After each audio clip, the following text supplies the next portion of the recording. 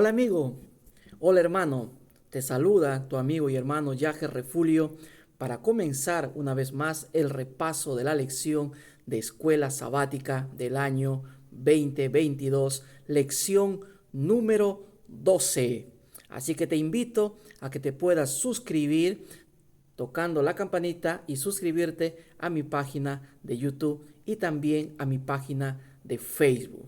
Dios te bendiga, Dios te guarde, haga resplandecer su rostro sobre ti. Antes de comenzar el repaso de la lección de escuela sabática para esta semana, te invito a hacer una oración. Oremos. Querido Padre, te damos gracias, Señor, por tu amor, tu compañía, tu bendición. En este momento te pedimos sabiduría e inteligencia para entender y comprender tu palabra con el repaso de la lección de escuela sabática. Te lo pedimos en el nombre de tu Hijo amado Jesús. Amén. Muy bien, amigo, muy bien, apreciado hermano. Vamos a comenzar entonces con el repaso de la lección de escuela sabática, lección número 12. El título es José, príncipe de Egipto. La semana pasada hemos estudiado la primera parte de la vida de José, cuando era joven, todos los problemas que tuvo que pasar al ser despreciado por sus hermanos. Sus hermanos intentaron matarlo, lo vendieron, llegó a Egipto como prisionero, como esclavo. Luego llegó a estar preso y finalmente llegó a ocupar un cargo, un puesto importante en la nación egipcia. Y allí terminó la lección la semana pasada. Esta semana vamos a continuar con la vida de José. Así que, querido amigo y apreciado hermano, en esta semana la lección tiene dos partes bien marcadas. La primera es concerniente a José ascendiendo a ser príncipe de Egipto, siendo el hombre más importante después de Faraón, ¿no? Siendo el segundo hombre más importante después de Faraón. Entonces, la primera parte es el ascenso de José. Muchas veces nosotros nos hemos sentido tentados a solamente centrarnos en la prosperidad, a solamente centrarnos en el éxito y ver a José como un héroe.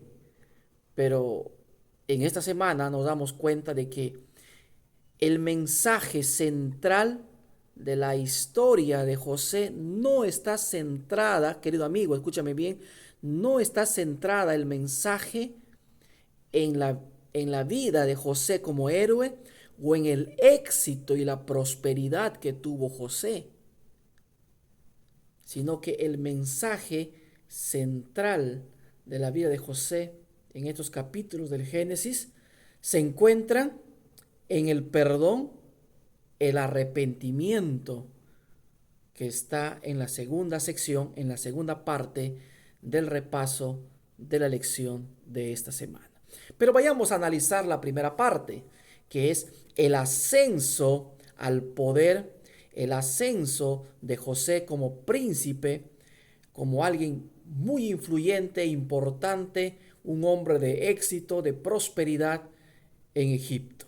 Esa es la primera parte. Vamos a analizar entonces y para ello vamos a leer el versículo que nos acompaña, el versículo central para esta semana.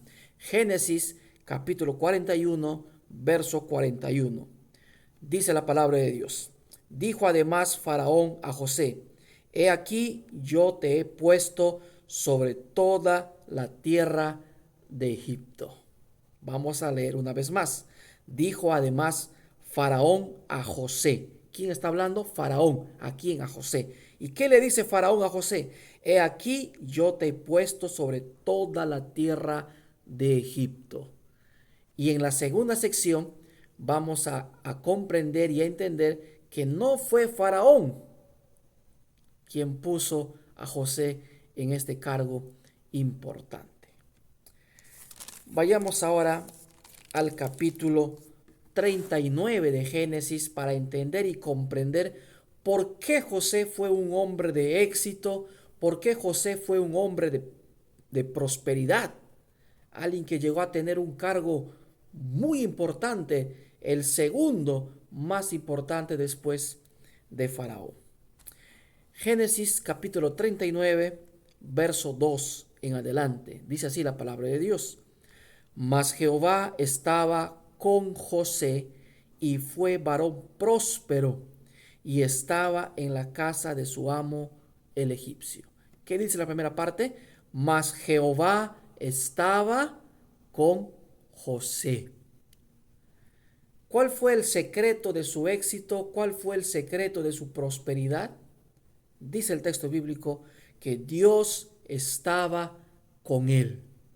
Y yo te pregunto, apreciado amigo, apreciado maestro de escuela sabática, miembro de iglesia, ¿Dios está contigo? ¿Dios camina contigo? Yo también me puedo preguntar en esta oportunidad, Yaher, ¿Dios está contigo? Dios estaba con José. Pero a pesar de que Dios estaba con José, sus hermanos lo quisieron matar, sus hermanos lo vendieron, llegó a estar un buen tiempo como esclavo, prisionero, estuvo en la cárcel. Algo bueno le acontecía, pero venía también algo malo. Pero el texto bíblico dice, mas Jehová estaba con José. Verso 3, y vio su amo que Jehová estaba con él y que todo lo que él hacía, Jehová lo hacía prosperar en su mano. Dios estaba con José. Pero a pesar de que Dios, repito, a pesar de que Dios estaba con José, a José no le iba de maravilla. A José no le iba, todo era alegría, todo era gozo. Tenía problemas, tenía dificultades. Como repito, cayó preso, fue vendido como esclavo. Pero dice el texto bíblico que Dios estaba con José. El verso 3 dice, y vio su amo que Jehová estaba con él. No solamente, querido amigo, apreciado hermano, Dios estaba con José, sino que también dice su amo pudo ver que Dios estaba con José. Ahora yo te pregunto también y me pregunto a mí, ¿será acaso que en nuestra familia, en el trabajo, en el lugar donde vives, tu familia, tus hijos, tu esposa, tu esposo, tus compañeros de trabajo, tus vecinos, se dan cuenta y pueden ver de que Dios está contigo, de que Dios camina contigo? Ese es el desafío. Nosotros podemos hablar mucho de la prosperidad, del éxito de José, pero ¿cómo pudo hacer esto? Y el texto bíblico dice que todo Jehová lo hacía prosperar en su mano. Que todo lo que José hacía, todo lo que José tocaba, Dios lo prosperaba, porque Dios estaba con él y la gente que estaba alrededor de José se daba cuenta de que Dios estaba con él. Entonces no es suficiente, no basta con decir yo creo, yo sé, sino que la gente tiene que ver, nuestra familia, nuestros compañeros de trabajo, la gente que nos rodea, las personas que están al lado nuestro, tienen que percatarse y darse cuenta de que Dios camina y está contigo y está conmigo. Y para eso tiene que haber una resolución, para eso tiene que haber un compromiso. Y entonces hablamos aquí, querido amigo y apreciado hermano, hablamos de un estilo de vida. Versículo 9, capítulo 39, verso 9. No hay otro mayor que yo en esta casa, dice la palabra de Dios, y ninguna cosa me ha reservado sino a ti, por cuanto tú eres su mujer. Y aquí viene la pregunta. Atención, verso 9 del capítulo 39 dice así: ¿Cómo pues haría yo este gran mal y pecaría contra Dios? Miren, aquí está la clave, el secreto de la vida de éxito. A pesar de las circunstancias, a pesar de las adversidades, a pesar del dolor, a pesar de la persecución, a pesar de que muchas veces las cosas no nos vayan bien, a pesar de que no te esté yendo bien financieramente, a pesar de que económicamente estemos mal, a pesar de que tal vez estés enfermo, a pesar de que tal vez estés angustiado, preocupado, con problemas, con dificultades, ya no sabes qué hacer, estás desesperado, José tomó una decisión. ¿Y cuál fue esa decisión? Dice: ¿cómo pues haría yo este gran mal y pecaría contra Dios? José era consciente que lo que él hacía o dejaba de hacer no solamente afectaba su vida, sino que también eso afectaba su relación con ¿quién? Con Dios. Para cerrar esta primera parte, entonces, ¿Dios está contigo? Las personas que están a nuestro alrededor pueden darse cuenta y percibir por nuestra manera de tratar, nuestra manera de hablar, nuestra manera de pensar. Y en eso, queridos hermanos, amigos, muchas veces fallamos. Yo soy consciente también que a veces mi carácter, mi manera de hablar, de tratar, no es la correcta. Y entonces, ¿cómo vamos a pretender que Dios esté con nosotros si nosotros no manifestamos que estamos con Dios? Entonces, nuestra manera de pensar, de actuar, de hablar, de tratar, de solucionar problemas, porque José era sabio en lo que hacía. Y esa sabiduría provenía ¿de quién? De Dios. El que tiene falta de sabiduría, que dice la palabra de Dios, pídaselo ¿a quién? A Dios. El quien dice nos lo va a dar, nos lo va a otorgar. Entonces, tenemos que acudir a Él y tomar esa resolución, que lo que yo haga o lo que yo deje de hacer va a afectar no solamente mi vida, sino que también va a afectar mi relación, mi comunión con ¿quién? Con Dios. Dios tiene que estar con nosotros como estuvo con José. Pero el que Dios esté con nosotros no quiere decir que no va a haber problemas, que no va a haber dificultades, que no vamos a pasar por el valle de sombra y de muerte, de que no vamos a tener dificultades, de que no vamos a atravesar por enfermedad. No, sino que muy por encima y a pesar de eso, Dios está contigo y está conmigo. Y eso tengo yo que manifestarlo, hacerlo ver, manifestarlo a los demás y ellos puedan ver en mí que Dios está conmigo. Amén. Amén, querido amigo. Y para terminar esta primera parte de José ascendiendo a este cargo importante, ahora José ya es el segundo hombre más importante y entonces ya Dios preparó, las circunstancias están preparadas para que la promesa de Dios se cumpla en la vida de José. ¿Qué le había prometido Dios? ¿Qué le había mostrado Dios en sueños? ¿Cuál era la promesa a José? Que sus hermanos y su propio padre se iban a postrar delante de él. Y entonces Dios preparó el escenario, preparó las circunstancias, preparó el momento, hizo los preparativos, a pesar del dolor, de la angustia, del sufrimiento, a pesar de que fue vendido, de que lo quisieron matar, a pesar de las circunstancias y las adversidades, Dios condujo, Dios dirigió, Dios estuvo al control y ahora Dios tiene todo preparado para que su promesa se cumpla. Querido amigo, cuando Dios te promete algo, Dios lo hace. Cuando Dios habla es porque Dios ya lo hizo. Si Dios te ha prometido algo, Dios lo va a hacer. Amén. Ten confianza, ten fe, querido amigo. Dios va a cumplir su palabra. Dios no retarda, Dios no falla, Dios no se olvida. Dios va a cumplir su promesa en ti.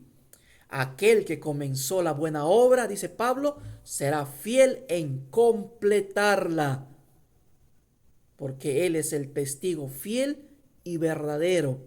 Él es el amén. Él es el así sea, el cumplimiento. Él no se olvida, Él lo va a hacer. Nosotros tenemos que ponernos en las manos de Dios y permitir que Dios sea Dios en nuestra vida, de la misma manera que José permitió que Dios sea Dios en su vida.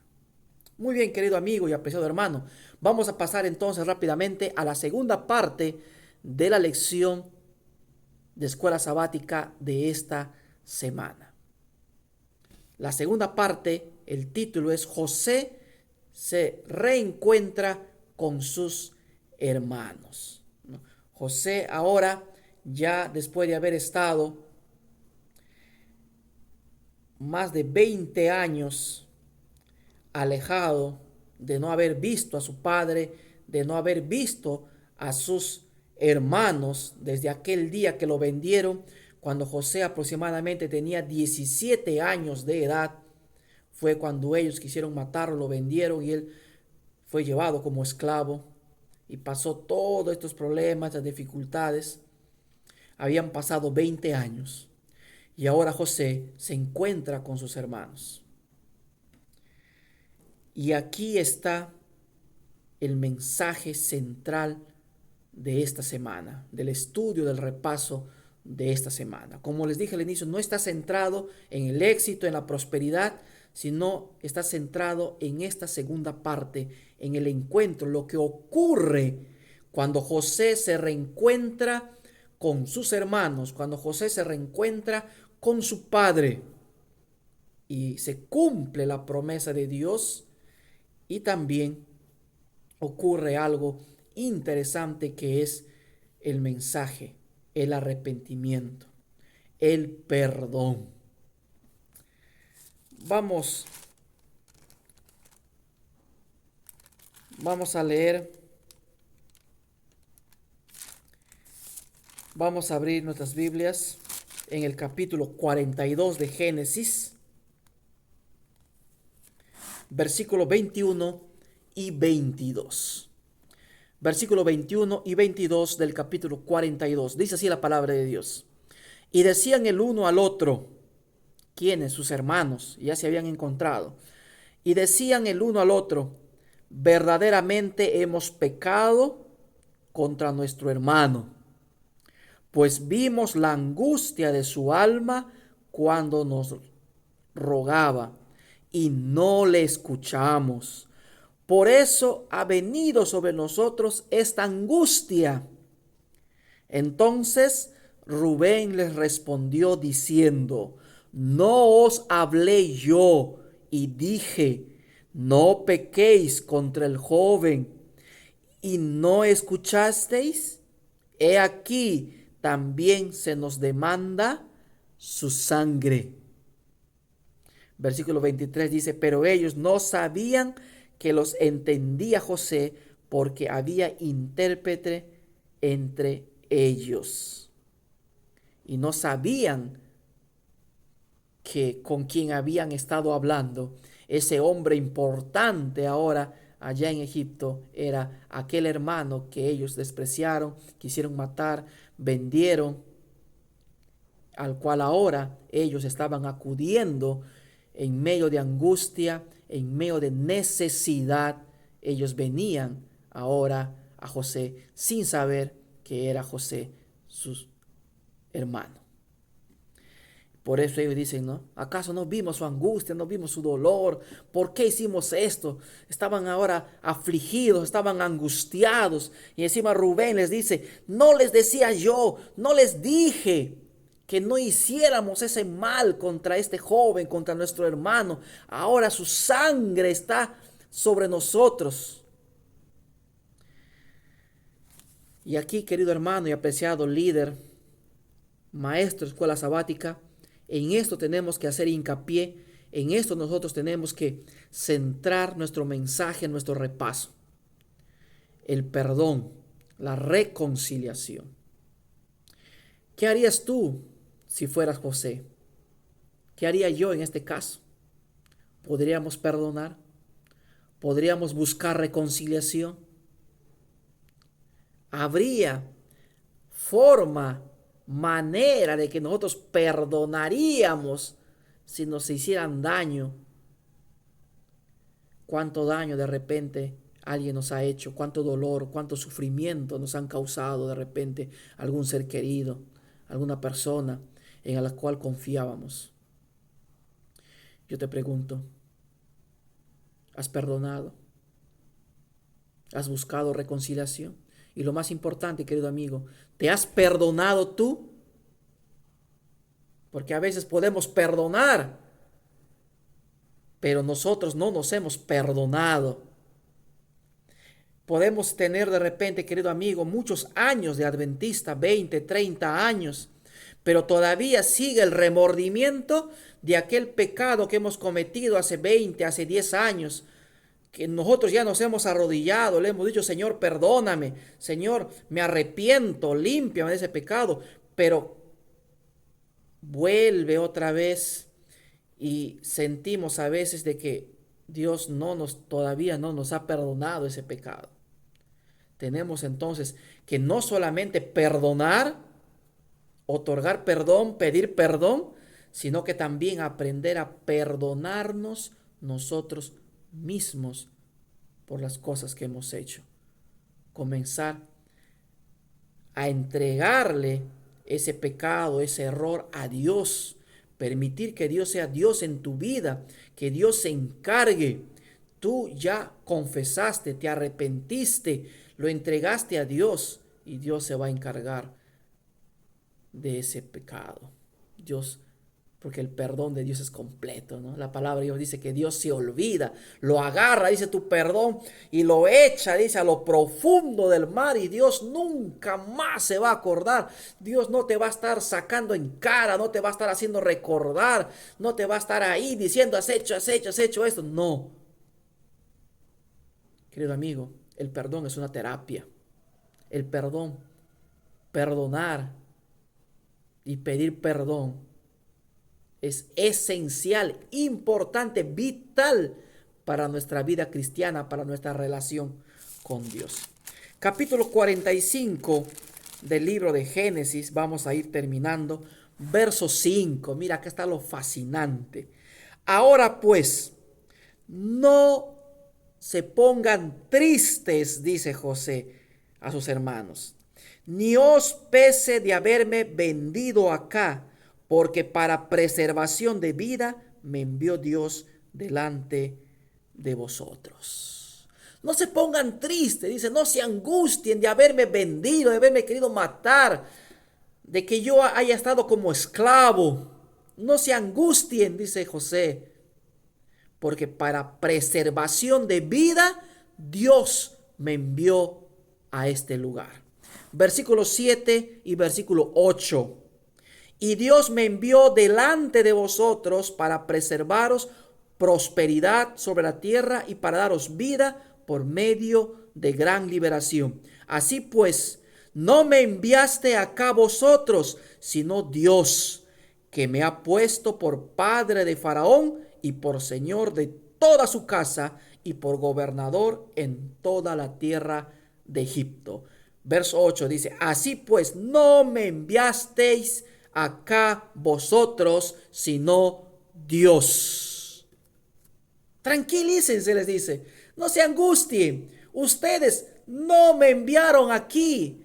Ustedes no me vendieron. Ustedes no, Dios me envió. Dios me trajo para preservación de vida. Dios me envió para este momento. Qué maravilloso. Hay mucho que decir aquí, hay mucho que hablar aquí, hay mucho que escarbar, queridos amigos y hermanos. Y yo quiero terminarlo con el libro de Romanos, capítulo 8, versículo 28. Y sabemos que a los que aman a Dios, todas las cosas les ayudan a bien. Esto es, a los que conforme a su propósito son, ¿qué cosa? Llamados.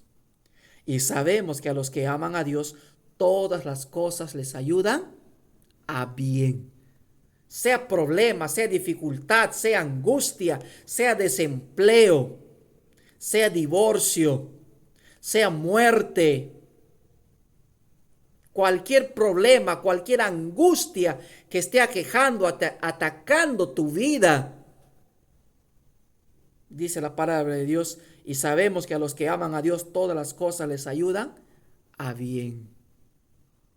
Todo, sea bueno, sea malo, para el cristiano, para aquel que está con Dios, para aquel que tiene a Dios como el centro de su vida, al final es para bien. Dios tiene un propósito. Y aquí hablamos entonces de la gobernabilidad de Dios, de la providencia de Dios. Jehová proveerá, Jehová jiré. Dios va a proveer, Dios está al control, Dios dirige. Dios va a proveer para tu necesidad a su debido momento, a su tiempo. Dios gobierna. Dios tiene el control. No te angusties, no te preocupes demasiado.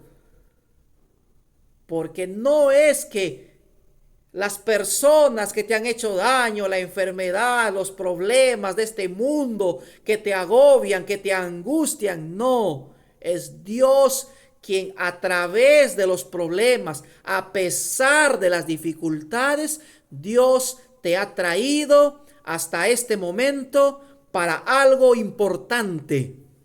Dios te ha traído hasta aquí porque Dios quiere hacer maravillas contigo.